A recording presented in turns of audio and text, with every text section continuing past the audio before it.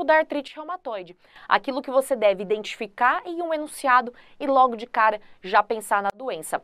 Então, já falamos da epidemiologia típica, e aí uma vez que você tem ali a mulher adulta, dos 30 aos 60 anos, o que ela apresenta que é muito característico de artrite reumatoide? Um quadro insidioso, ou seja, que se inicia dentro de semanas a meses, e que envolve um padrão de acometimento articular muito característico. Então aqui, ó, essa corujinha do despenca na prova não tá aqui à toa. Ela tá presente porque quando você identificar este quadro clínico presente aqui, ó, no destaque, você vai pensar em artrite reumatoide como a principal hipótese diagnóstica para esse paciente. E que quadro clínico é esse? Vamos falar um por um, destrinchar cada um desses termos para você entender direitinho. Primeiro, artrite reumatoide é uma doença que cursa classicamente com poliartrite, 5 ou mais articulações acometidas. Uma poliartrite crônica, ou seja, duração dos sintomas igual ou superior a 6 semanas, que acomete de forma simétrica as articulações, ou seja, tanto do lado direito quanto do lado esquerdo, e que envolve principalmente pequenas articulações. Quais são as mais frequentemente envolvidas na artrite reumatoide? Aqui, metacarpofalangiana, interfalangiana proximal e punho. Não esquecer também das pequenas articulações dos pés, tá? Essas, em geral, são as articulações mais típicas, mas a artrite reumatoide vai além e ela também acomete grandes articulações, como, por exemplo, ombro, cotovelo, quadril, joelho, enfim. É que dentro desse perfil de poliartrite crônica e simétrica, o envolvimento de punho, metacarpo, interfalangiana proximal é o classicão, é aquilo que você não pode deixar de associar inicialmente com a artrite reumatoide. Então, associado a esse quadro, a gente tem mais um achado que é muito característico, que é a rigidez matinal. Então, quando a gente tem doenças de caráter inflamatório, então inflamação na articulação, a rigidez é um fenômeno comum. E aqui ela tem uma duração de 1 hora ou mais. É uma rigidez prolongada. Isso é importante porque algumas doenças como a artrose, por exemplo, podem cursar com rigidez, mas uma rigidez que a gente chama de fugaz, que dura 30 minutos ou menos. Aqui na artrite reumatoide, ó, 1 hora ou mais. Beleza? Então esse slide é um dos mais importantes da aula para você relembrar o quadro articular típico da doença. E quando a gente fala de artrite reumatoide, não tem como pensar nessa condição e não se lembrar das deformidades. Então, infelizmente, uma doença de curso crônico, de curso progressivo, na maioria dos casos, que se não diagnosticada e não tratada adequadamente e a tempo, vai acabar levando ao surgimento de deformidades articulares e, consequentemente, limitação funcional.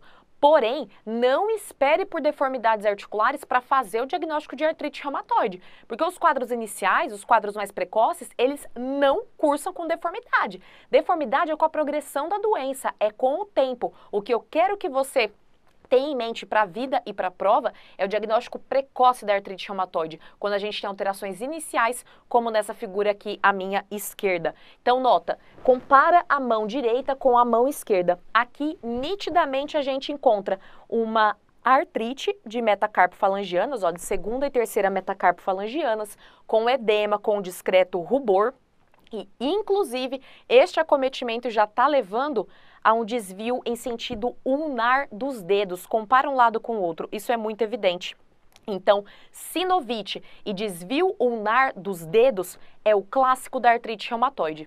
A doença progrediu e infelizmente não foi tratada adequadamente, a gente vai ter o envolvimento de outras metacarpofalangianas, a acentuação desse desvio ulnar dos dedos e pelo acometimento do carpo, dos ossos do punho, a gente vai ter um desvio no sentido contrário, um desvio radial.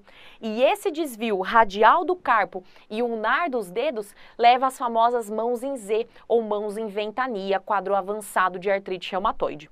Existem duas outras alterações que também são muito características e que derivam não só do acometimento articular, mas principalmente do envolvimento de estruturas que ficam ao redor da articulação, tendões e ligamentos, mais especificamente localizados aqui, ó, nas interfalangianas proximais e distais. São duas delas aquelas que você precisa ter na ponta da língua. A deformidade do tipo pescoço de cisne e a deformidade do tipo Boutonniere. Para facilitar, grava o pescoço de cisne porque você consegue intuir quais são as alterações presentes no pescoço de cisne e reproduzir na hora da prova. E aí você lembra que o Boutonniere é o contrário do pescoço de cisne, tá? Então bora dar uma olhadinha aqui no detalhe? Pescoço de cisne, o que a gente encontra? Uma hiperextensão da interfalangiana proximal com flexão da interfalangiana distal. Então aqui, ó, fica fácil pensar que o pescoço de cisne envolve a flexão da distal. Já o Boutonniere é exatamente o contrário. A gente tem a flexão da interfalangiana proximal e a hiperextensão da distal. Beleza? Então, pescoço de cisne e Boutonniere. Mas na artrite reumatoide a gente tem várias outras articulações acometidas. Então, olha, as clássicas de mãos, que a gente já comentou, interfalangianas, proximais, metacarpofalangianas e punhos, as pequenas articulações dos pés, grandes articulações, ombro, cotovelo, quadril, joelho. E o que eu quero destacar aqui, ó, é o acometimento da coluna cervical, porque quando você pensar em artrite reumatoide e coluna vertebral, um segmento só é acometido. Exatamente aqui, ó, cervical, principalmente a articulação entre C1 e C2, que também é chamada de articulação atlantoaxial. Então, questão que envolva artrite reumatoide e acometimento de coluna torácica, coluna lombosacra, sacroilíaca, esquece, isso não é artrite reumatoide. A artrite reumatoide envolve coluna cervical. E já aproveitando esse gancho, tão importante quanto identificar achados que são típicos de artrite reumatoide é identificar aqueles que vão te falar contra essa hipótese. Porque às vezes a gente acha que questão envolvendo artrite é tudo artrite reumatoide. Não tem como algo estar mais errado do que isso. Artrite é um achado clínico, é um sintoma de alguma doença. E a gente tem várias outras condições que cursam com artrite, tá? Então é importante ter diagnósticos diferenciais em mente. E aqui a gente vai discorrer sobre alguns achados que devem necessariamente te tirar do caminho da artrite reumatoide e fazer pensar em outras hipóteses. Por exemplo, monoartrite. Não falei que a artrite reumatoide cursa classicamente com poliartrite? Pois bem, viu monoartrite aguda, vai pensar em quem? Vai pensar em gota, em artrites infecciosas, mas não em artrite reumatoide. Quando eu mencionei o acometimento de mão, eu deixei bem claro, metacarpofalangiana e interfalangiana proximal. Eu não falei interfalangiana distal. Por quê? Porque interfalangiana distal classicamente é poupada na artrite reumatoide. Eu sempre brinco que esse deve ser um mantra. Artrite reumatoide poupa interfalangiana distal, porque isso é muito explorado nas provas, tá? Então, viu descrição de nódulo interfalangiana distal? Vai lembrar de artrose. Viu descrição compatível com a artrite de interfalangiana distal? Pensa, por exemplo, em artrite psoriásica, em chikungunya, mas não pense em artrite reumatoide, beleza? Lembra lá que o pescoço de cisne e o Boutonniere é por alterações em tendões, em ligamentos, não é pelo envolvimento direto da interfalangiana distal, beleza? Assim como interfalangiana distal, não é acometida, nós mencionamos os outros segmentos da coluna, exceto o cervical. Artrite reumatoide, doença crônica de início insidioso. Então, aquela artrite que surge abruptamente, como a gente tem, por exemplo, na gota, na artrite séptica, aqui não é esperado. E, por fim, uma doença de caráter aditivo, ou seja, as articulações acometidas, elas vão se somando com o tempo. Não tem caráter migratório. Caráter migratório a gente encontra onde? Na fase inicial da artrite gonocócica, na febre reumática. Não tem nada a ver com a artrite reumatoide. Beleza? Então aqui, ó, para a gente fixar esses conhecimentos de acometimento articular na artrite reumatoide, bora resolver algumas questões. Então nessa primeira aqui, ó, questão do Hospital Oftalmológico de Brasília de 2020, o que a gente tem?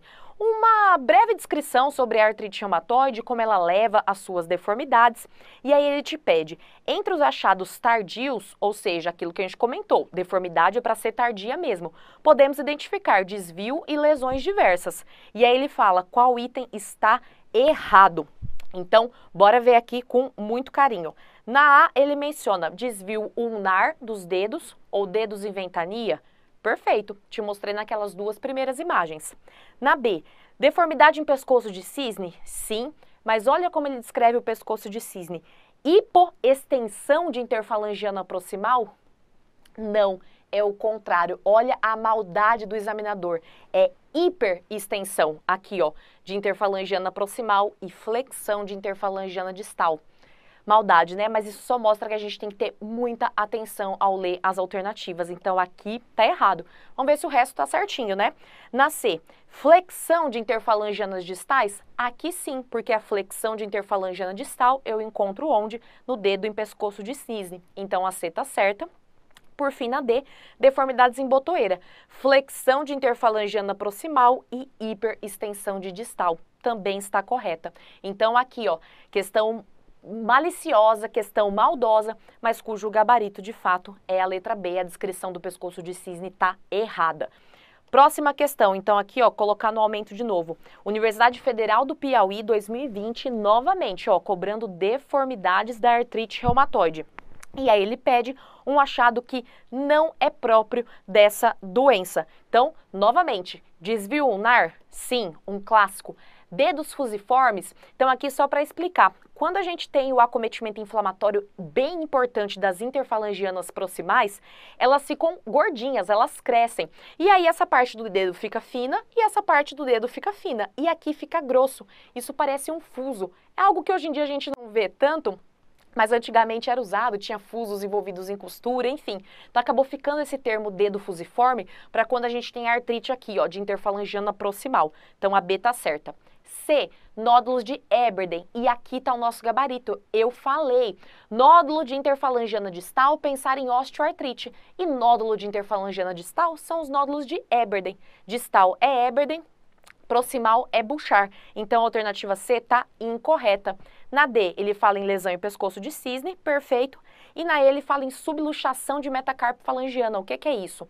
A artrite, a sinovite de metacarpo falangiana, ela quando fica de uma forma crônica, progressiva, ela vai levar a uma descontinuidade entre essas articulações. E aí elas se deslocam. É por isso que a gente encontra aquele desvio ulnar dos dedos e o desvio radial do carpo. Então, subluxação de metacarpo falangianas, subluxação de C1, C2 é basicamente esse deslocamento que a gente encontra entre as faces de uma articulação, beleza? Então sim, um achado típico da doença, logo nosso gabarito é a letra C.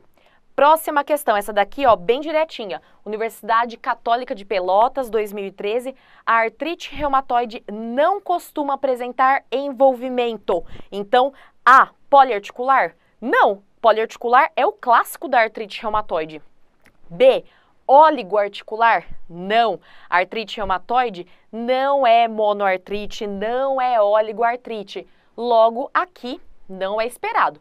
Vamos checar as outras. Articular simétrico? Sim, lembra, lado direito e esquerdo. D, articulações de punho e mão? Mais clássico do que isso não existe, né? E acometimento de coluna cervical, eu te falei, único segmento da coluna vertebral envolvido. Então, como ele quer aquilo que não está associado à artrite reumatoide, o nosso gabarito fica como a letra B. Beleza? E agora que a gente já falou